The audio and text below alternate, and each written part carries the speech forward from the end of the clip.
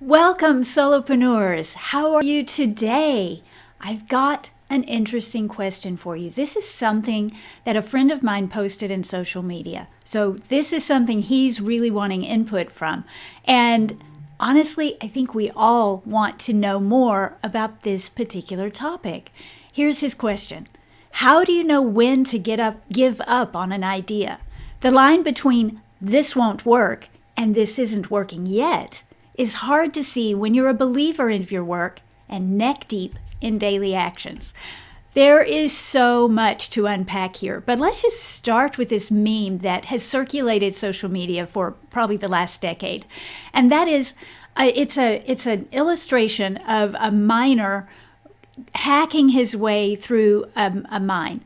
And he's working, hacking away, trying to find a vein of gold. And finally, he decides to give up because he's been hacking away at this thing. And then the camera pulls back, the illustration pulls back, and what you see is that he was 1 inch away from breaking into the gold vein. Now, many times when we're in the trenches, that's what it feels like. It feels like we're hacking away. And will we ever see results? And so we always are asking ourselves, well, have I gone far enough? Or am I just 1 inch away from striking gold? That's what we're going to talk about today. So welcome to the Welcome to the Solopreneur Life Podcast. I am your host, Kathryn Aragon, and here we explore what it takes to really succeed as a solopreneur without overwhelm or burnout, but actually achieving your goals. Today we're talking about when is it time to quit a good idea.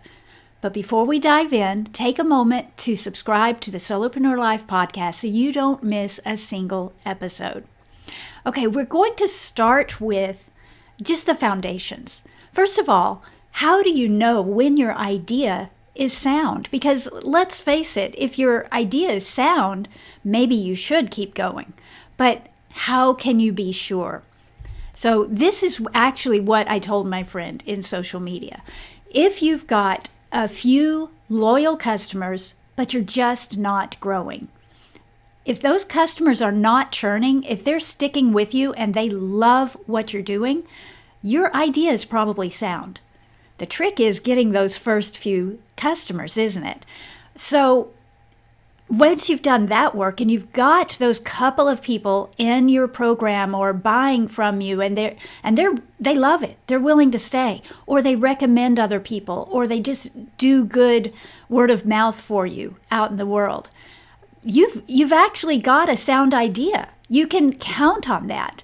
What you need to focus on then is getting that same offer in front of the right people and building their interest. So if you have validated the idea by keeping people in your program or as a client, you can be sure the idea is good. You just need to start marketing better. So let's talk then about what that looks like. What does it mean to market better? Well, I use the ARC method to talk about marketing because it really is the simplest way to break it down. And that is, you start by getting people's attention, you build relationship with them, and you make your offer.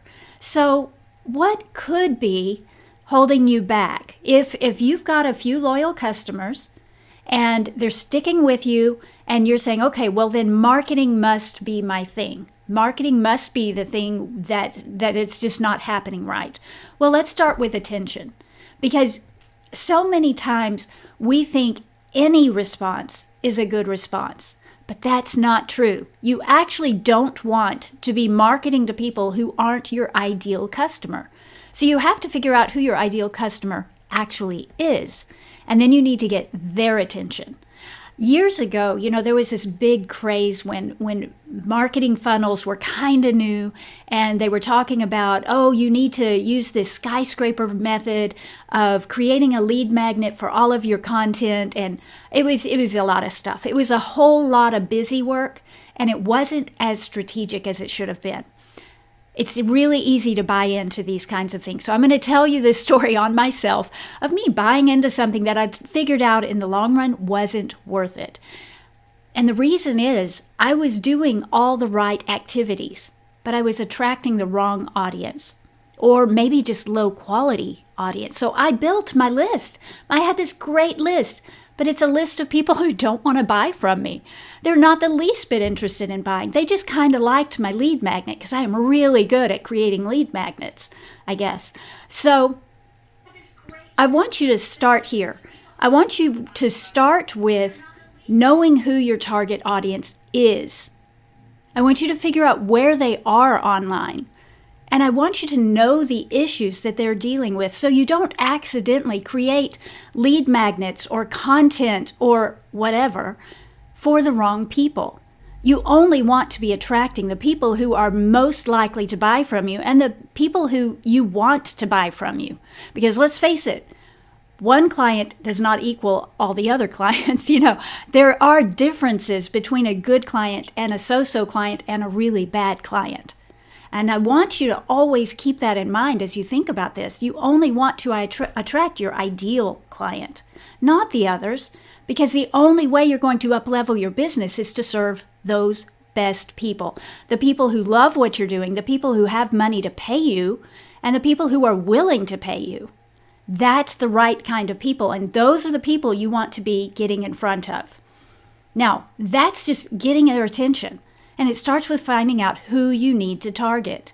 But then, once you're in front of them and once you have their attention, what comes next? You've got to build relationship with them. And this is just know, like, and trust. That's really what this is about, and you do it by establishing your authority. You actually have authority. And you probably have more than you realize, even if you're brand new at what you do. But especially if you've been doing this for a while, you have a lot of authority. I have a friend who was talking yesterday saying, she's negotiating with a client, and all she has to do if they push back on her price is say, well, when I work with this brand, I get paid this much.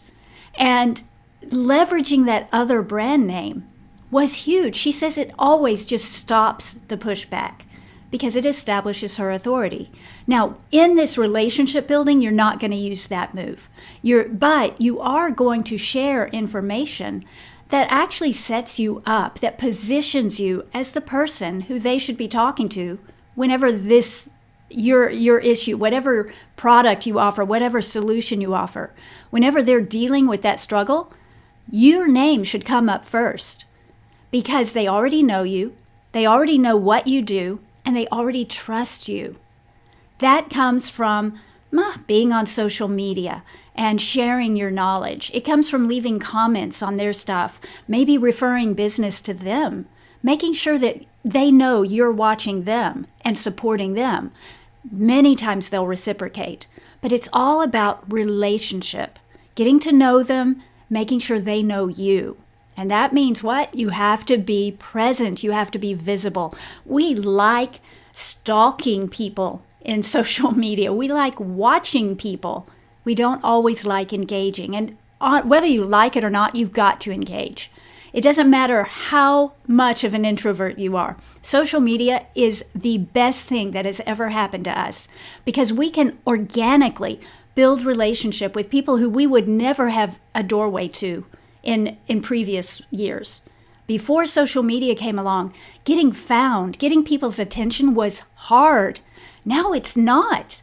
You just have to show up and put yourself out there. So get people's attention, but the right people's attention, build relationship with them, and then make offers. If your business is not growing, look here first. Are you actually making offers? Are you just assuming that because I have this great thing, everyone should know about it? Not everybody knows about your thing. Most people are only focused on their own thing.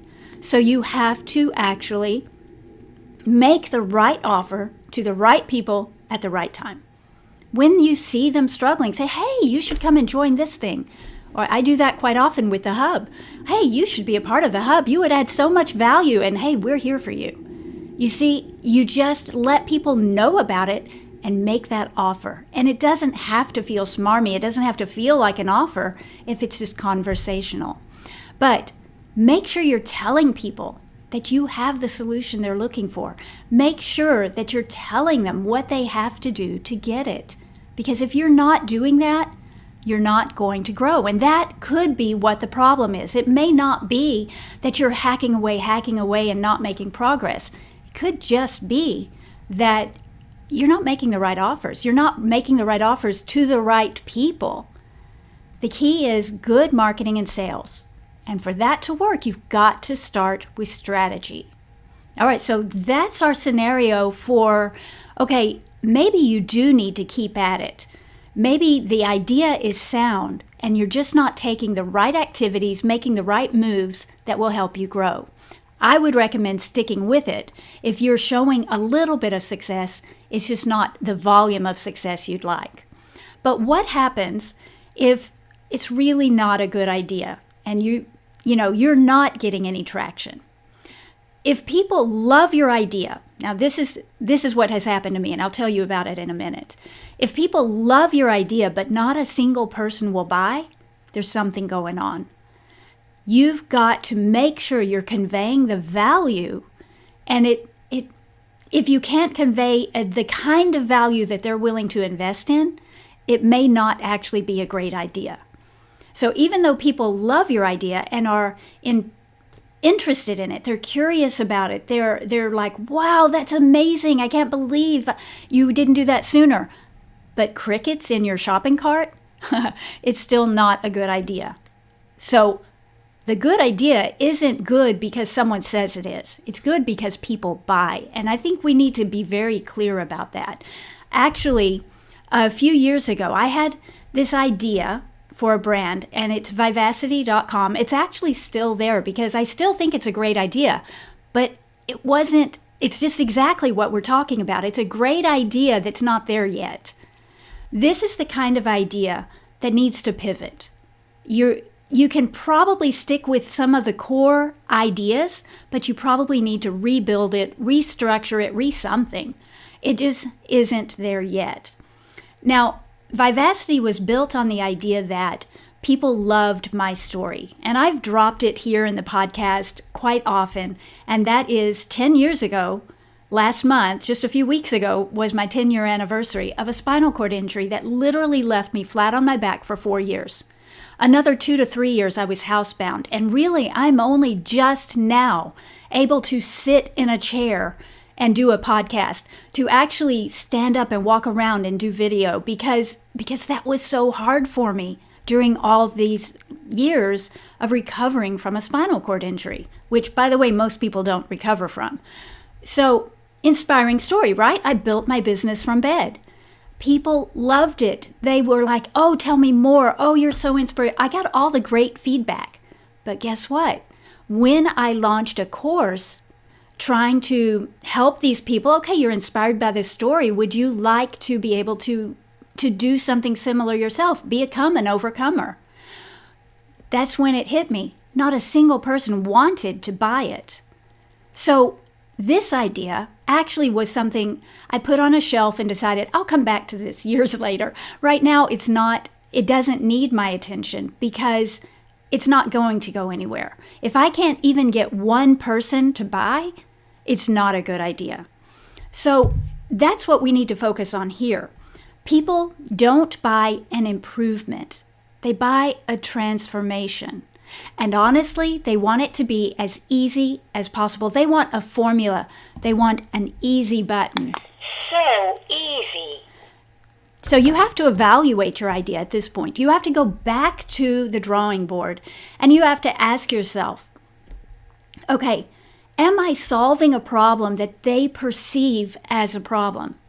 I call this a known problem because there are levels of awareness. Maybe people aren't aware they have a problem, and it's not your job to convince them they have a problem. I know advertising sometimes tries to do that, but that's the hard route. And honestly, we want it to be easy too, don't we? You need to find a problem that your audience cares enough about that they're hunting for a solution. People may be inspired by an idea, but if they aren't actively looking for something, a solution that's related, then no, they're not going to buy. They already have to feel the pain that they're looking, enough pain too, that they're looking for that solution. And then you happen to have the solution. Then you need to help people achieve something that they desperately want, again, they have to already be seeking this thing. They have to be product aware, or actually they have to be problem aware. And then they need to be actively seeking for a solution. And you step in, the savior, with the solution. Now they're hungry. You don't have to do the work of creating the need, building awareness around the problem and the solution. You want to go for the problem that they already want to solve. Otherwise, honestly, you may just have an improvement offer. If it's a good idea but nobody's buying, it may just be that you're offering, here, let me level up your life a little bit. Instead of, let me transform your life and help you achieve something great. But it's their perception. You have to feed their idea of what's the problem. You can't ask them to feed your idea of, no, I love this product. I have a solution. You need it. It will never, ever work that way. So you need to go back to the drawing board and come up with a better idea. Now, it is possible, as I said with Vivacity, you don't always need to throw out the idea. All of this depends on you extracting yourself from the daily grind every day and looking at what you're doing.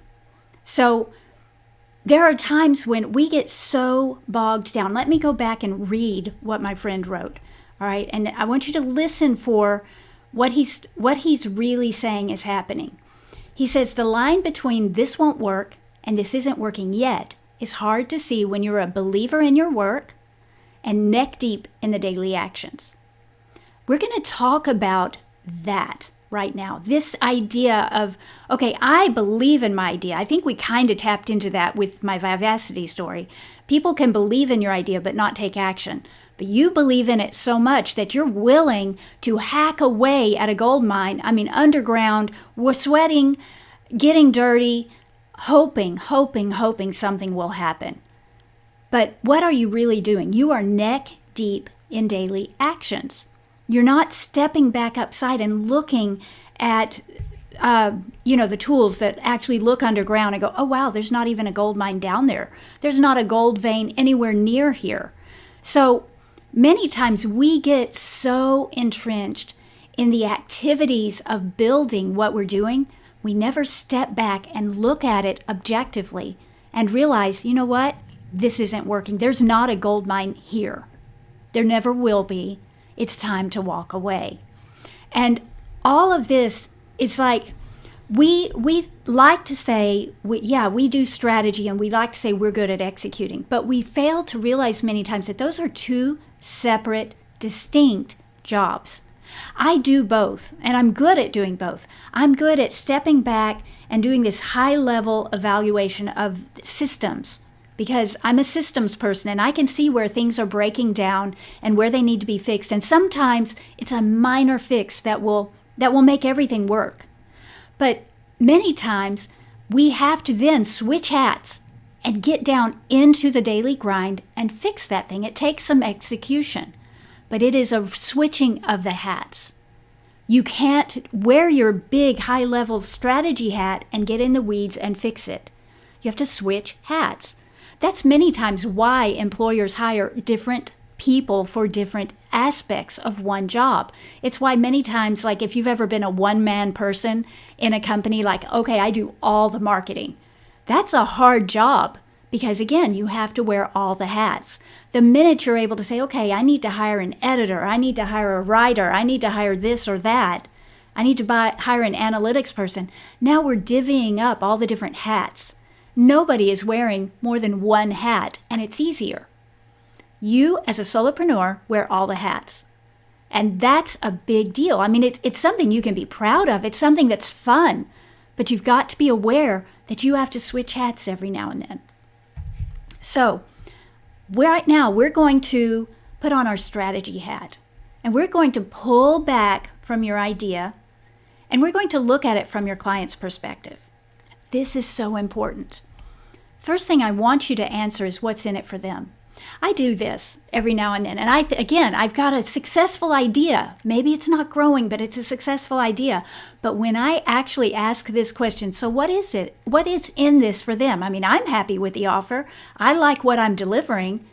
but what's in it for them? And I realize, oh man, this is really falling short. This is a really weak offer. And all it took was for me to sit down and go, okay, how do my clients perceive it? How does it benefit them? What's it doing to transform their lives? Not just improve it, but transform it. And I will actually begin to adapt my so-called successful offer. I'll start improving it because I realize it's not quite there yet. So this is a good way to evaluate is if the idea is a good idea, but it's not quite there yet. Let's look at the product. Let's look at what you're delivering and make sure you're actually delivering a transformation that's worth paying money for. So there are a couple of things that people pay for. And I think this is let's start here, shall we? People will pay for something that gives them more money than they're paying. They'll pay for something that frees up their time so they can go do something that either they love or that makes them more money. They also pay for identity. Think about the Apple brand. When it came on the scene, it was actually differentiating itself as an identity. You could be a Mac or a PC. That's the identity. Do we want to be the cool guy, or do you want to be this, fuddy-duddy, boring guy? By creating an identity with their brand, they actually won a lot of business. The other thing people will pay for is freedom. And this is actually what we do. We buy into freedom, don't we? As solopreneurs, we like being able to be in charge of our daily schedule. We like being in charge of where we work, when we work, how we work, who we work with. All of these things are part and parcel of this freedom concept. And we're willing to lose money for it. Because think about, I know people who made 6 figures in a job and quit to make $50,000 a year. Half the money, but they're happier. Sometimes what we're paying for doesn't actually improve our financial standing, but it improves our perception of ourselves, our feeling, our emotions. So people will pay for an offer that gives them more money, more time, a better identity, and freedom. Does your offer, the idea that you're trying to decide on, is this a good idea or a bad idea? And if it's a good idea, how can I improve it? Let's make it address one of these core issues. If you can address more than one of these issues, all the better. At Solopreneur Life, we promise we're going to help you hit 6 figures as a solopreneur, but we're also helping you with the freedom aspect, where you get to control who you work with because you're not desperate to take any client who comes your way. See, money and freedom, and maybe identity too. See, this is a good offer because I can hit 3 of these 4 issues. What does your offer hit? Does it actually transform your client's life in one of these 4 areas? That's a good way to think about whether it's worth pursuing. And then let's look at the transformation. Okay, so we've talked about what's in it for them. We've talked about the things that people are usually willing to pay money for. But what actually is the transformation? Does it fix what feels broken? Too many times, especially when we're knowledgeable about our subject matter, we are an authority, so we know what the real problems are. But our clients don't. All they know is, I feel broken in this area. And our offer is addressing the real problem, which is miles away from what they're feeling. The key is to actually sell what they want. They want to fix what's broken. And that will transform their lives. You and I know that they're going to fix it by focusing on this thing that they don't know about yet. But that's on us. We can make sure that happens. To get the sale, you've got to promise to fix what's broken, what they feel is broken. So think about this. Think about your ideal client. What do they think is broken in their lives? If there is nothing in their lives that feels broken, you don't have a good idea. They probably maybe don't have the right audience, actually. You need to find an audience that feels like something is broken. And then you need to think about how you can help them fix it. What can you offer that will actually fix what's broken? And that will transform their lives. But if you can identify what that transformation is, all the better, because people need it laid out for them. So as you do this exercise is going to fix a bad offer. It'll strengthen a weak offer, and it'll make your good idea even better. So what are we doing here? We're actually starting with, okay, actually, is the idea, does it have any shred of evidence that it's successful? If you have already begun to make a few sales, if you've got a few clients who love what you're doing, it's probably a good idea. Keep going, keep digging, keep pushing. But go through this exercise of improving the offer, because that's going to keep them with you. It'll build loyalty. And then also, you need to start marketing to bring in more people. If you can't offer a transformation, and if people love your idea but don't want to pay, you've got to tweak the offer or walk away from it. It's that simple. And if you can tweak it in one of the ways we've just talked about to turn a bad idea into a great idea, then you need to start over with a new idea. That's my tip. This is how I evaluate it. And honestly, I've never heard anybody else break it down like this. So that's what I want you to do. I want you to listen to this episode actually a couple of times, because there's so many parts to this. It's about looking at your offer. It's about looking at your marketing. It's about looking at your product. And once you get all those things right, and you know that you're targeting the right audience, there's nothing that can hold you back. But you can see how many little pieces can break down. And if any of them break down, it can slow your growth and make you feel like you need to quit, even if you've got a great idea. Jonathan, what have you got to add today? Well, one of the things I love about your podcast is that you cover more in 25 or 30 minutes than often get you on a 2-hour webinar. And you dealt with a lot of real key issues here. One of them is, I think, for me, with a launch that you helped me with about 2 years ago, was we fall in love with an idea, and we want to just double down on this idea because we know it's what they need, but we haven't really, as you pointed out, scratched the itch that they're feeling. Even if it is what they need, it's not their pain point. Tell us a little bit about your idea. And actually, before you launched this idea, I was encouraging you, but I realized right away that's not going to fly. You were still wanting to dig in that cave because you were sure there was a gold. Yeah, you were quicker to identify when it was time to walk away than I was, and I was still too in love with the idea. But in short, I had been involved in music ministry and as a consultant for the Baptist Convention for many years.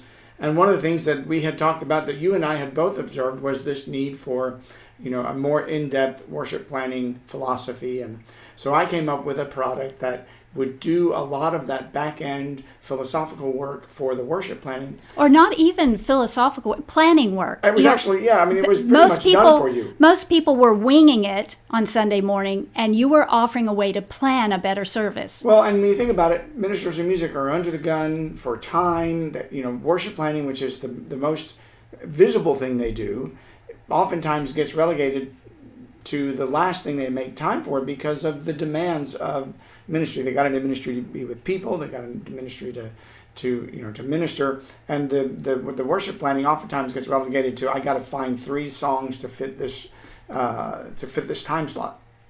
And so I thought, well, I'll create a done for you service, and I'll do all the philosophical planning ahead of time. So it saved time, and it gave them a little bit of freedom. And so I was trying to hit those two. It seemed like a good idea. You thought it was a good idea. Yeah.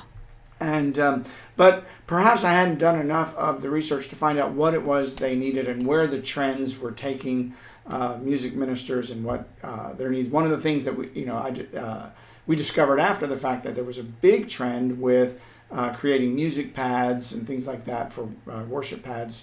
And perhaps if I had created a product like that, is where they were feeling the itch, what was trending. Mm-hmm.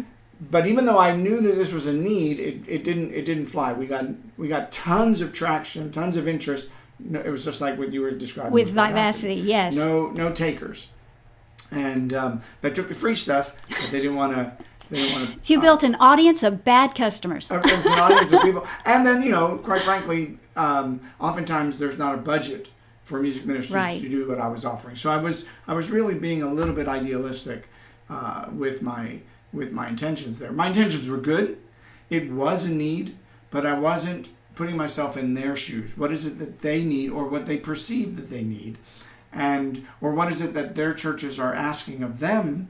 Maybe their churches aren't demanding more philosophically. So really, if you think about it, you were offering an improvement offer, not a transformation offer. Yeah, and that could be a good assessment of why it didn't work. Because at the core, maybe that's exactly what was wrong. Yeah, and we have a lot of experience with putting together bad offers, which is where a lot of this philosophy comes from. Because you do at some point have to get to that moment where you say, you know what, I can pull the plug on this. I can walk away, and I'll save myself time and money and identity and freedom. Yeah.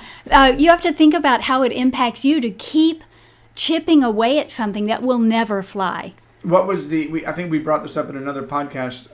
We have another business couple, friends, that we were actually visiting in Los Angeles, and they asked me, they just moved into a new home, and they were putting up some photos, and they know I'm a absolute neat freak. I'm like OCD about making things even and level, and they had these 9 little plaques of logos, and they wanted them all put up in this nice little montage, and I asked them, what is this? And he says, these are all the logos that didn't work, but that got us to where we are today. They actually were celebrating their failures. Yeah. And I love that. They said the criteria was that each of those businesses had to have earned at least $1. Now, many of my failed ideas didn't even earn $1, but I have a handful at least that they earned some money for a short period, and I just couldn't get the traction. Except that what that tells you is or to be more accurate, they had a ton of other little frame photos that didn't make $1. That's so that right. was just the 9 that made $1, but didn't actually get them, that didn't actually turn into what they were. Right. And I know one of those ideas was because it wasn't, once they built it, they could have kept going, but it didn't feel like what they wanted. Yeah, they described how that was not the lifestyle they wanted to run around to maintain. Right. Yeah. And so there's also that. Let's throw that into your criteria. Maybe it is a good idea.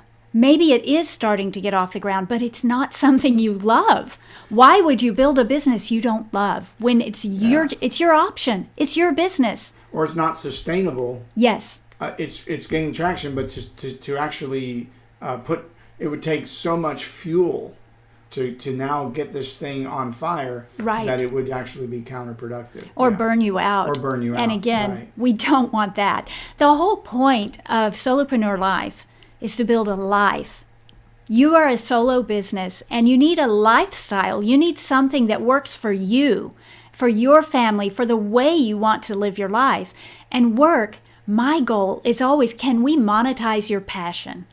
So sometimes, yes, I work a lot with copywriters and content writers and service providers, people who build websites or do social media. They offer this kind of service. But many times the reason they're building that business is because they love writing. They love being on social media. So we are monetizing their passion. So many times we get tunnel visioned and we think, I want to do this because it'll make money.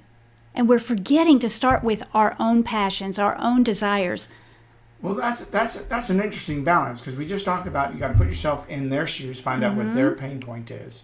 But you also have to make sure it lines up with your passion, what you're passionate about. You can't impose your passion, but you got to find where they align. Yes, and it's like a Venn diagram where you've got this big bubble of this is me, and you've got another bubble of these are the people I can serve. Where do they overlap? Yes. That's what you're looking for. That's the sweet spot. Yes, absolutely. There was a seminar we were attending this week, and there was an illustration there. There was a story that you were sharing with me, and I just went blank on it. Maybe you'll remember, but it was dealing with this very thing of. I remember one of the sessions one company was being, it was a panel, and one of the guys was all about advertising, and the other guy was all about organic growth, and the guy who was all about advertising was saying, why wouldn't you? If you knew that if you spent $1 here, it would turn into $5 on the other end, why wouldn't you do that? And the other fellow was saying, because it would take our growth curve beyond what we could manage. I actually had that same conversation with a cold caller one time, and they were trying to convince me to buy their coaching so I could sell more. And I had to tell him I'm not interested in selling more right now because I want to control the growth. I want to be able to offer. I want to be able to manage the new clients. I want to always be able to deliver the best quality in the industry. Right, because one of the things that you bring to the table is your touch, your hand on things, your expertise. Well, my methodology. Even if it's not my touch, the people who work with me understand how I work, and they're willing to deliver that same level of quality. Right, and it would change dramatically if the quality would go down if you were just hiring 1,000 writers to complete all this, but then you don't now have the time to give that customer the personal touch that is so important to you, because you're about leveling people up, not about just churning out a product. We are not a content mill. Right. We are a custom agency. It's kind of a boutique, if you will. And so, quality matters. And I think about CXL. That's a brand that was built 100% on quality.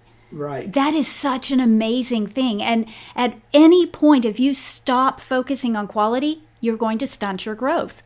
So that's a huge issue. Whatever you did to get them there, you have to do to maintain them. So if your unique secret sauce is the quality you provide or the personal touch you provide, and you stop providing that.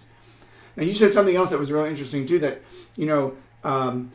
if you hit a growth curve that seems unsustainable, your idea is still sound. It's obviously growing, but you can walk away from an aspect like the paid ads, you go back to organic growth, or you can walk into, you can change without losing your core idea. Is that right? Well, and actually Vivacity is a really good example of it. I think it's a great idea, but I haven't found the itch yet. So I do believe that people want an inspirational lifestyle brand. I actually still have people liking that Facebook page. They love the idea of the brand, but I haven't found the itch I need to be scratching yet. So that's a really good example of an idea that it's going to need rebuilding. Somehow I've got to pivot, but I can stick with that idea, just kind of adapt it. So I'm offering something that is transformational. Right. So walking away doesn't necessarily mean you have to mothball something. Correct. You could be walking away from an aspect of it, retweak it, dial it in, and maybe it comes out as a new brand, which is kind of what you did with Vivacity. You Solopreneur Life brought in the same philosophy of same concepts. Concepts, make your life be a positive. Surround yourself with the positive, which sometimes means you have to quit that job that is and let me throw this in. Almost everything I do, my agency, Vivacity, Solopreneur Life, Authority Journey, everything I do comes from me. So it's infused with my values and the things that matter to me. You're the same way. What your idea is infused with the things that you care about.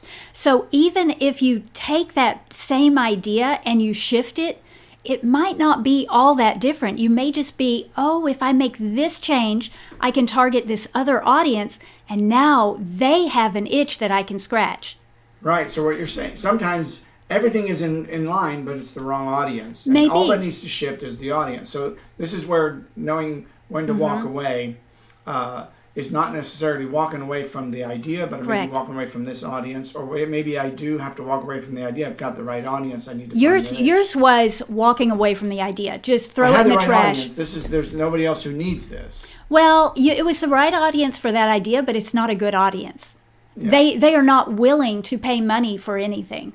They don't have it to pay. Yeah. So I was in that role, and I never had. I'd see a great product or a resource, but I didn't have the budget for it. Right. So my recommendation very early with that idea was, I already knew that there's not a lot of money in that audience. We just thought we could go for volume. But once we saw nobody was buying, it was like, okay, this idea is not going to work. Right. That's one that's worth, let's just throw it away and we'll start over somewhere else.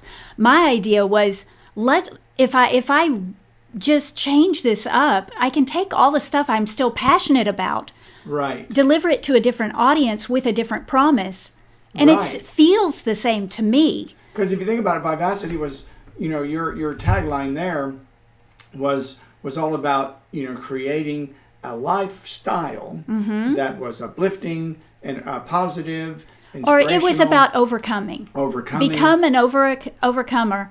And I just took, what are we doing in Solopreneur Life? We're overcoming the fact that I can't get my business off the ground. Right. I want to hit 6 figures. How can I do that? Right. And you think about it, if I'm in a corporate job, I have no control of that. I am totally subject to HR, to my higher-ups, their budgets. I don't have any control. But as a solopreneur, I can decide if I want to take on that extra client, if I want to launch that new product. Right. And so it puts me back into if you need a raise, frame of mind. Yeah. If you need a raise, launch a new product, get a new client. It's all in your control. You just did a whole workshop with your hub meetup on exactly this. What is the goal you want to achieve financially? So what would you need to do? What steps? How many clients would you need? How many products or services? What can you monetize within? And you don't get that control if you're not a solopreneur. Right. So, yeah, absolutely. The same philosophy that drove you to start Vivacity is what underscores Solopreneur Life. Yes, it is. It's all the same stuff because it all comes from the same place within me. If I can't find an audience over here, I know I can find an audience over here. And honestly, what I taught yesterday in the hub was almost identical to what I was trying to sell at Vivacity. I just repackaged it. I didn't use the same name for it, but it was the same methodology to help my new audience. And so, many times that idea, it's not a bad idea. Many times you're just needing to tweak it. You need to change the components, change the promise, change the audience. There are things you need to change, but the source, that passion that's burning within you, that's all good. So keep running with it. Just keep playing with the idea to figure out how you can improve it, how to move away from improvement promises all the way to transformational promises. And also, how can you build evidence that it works? Because sometimes, and that goes back to the marketing issue. What's the gap? Why are people not believing you're credible? You need to go listen to the Authority Journey podcast because the answer lies there. Many times it's because you aren't seen as the authority, and that's all that's missing. Anything else, Jonathan? We're good, I guess. Okay, so what are you doing now to grow your business? If you're smart, you'll come and check out Solopreneur Life and especially the hub, because I promise you that's where the gold is. You just keep digging till you get to the hub and you're there. Okay, but before we tune out, I want to invite you to subscribe so you don't miss a single episode, and join us next week because we'll be here again. Okay? In the meantime, stay awesome.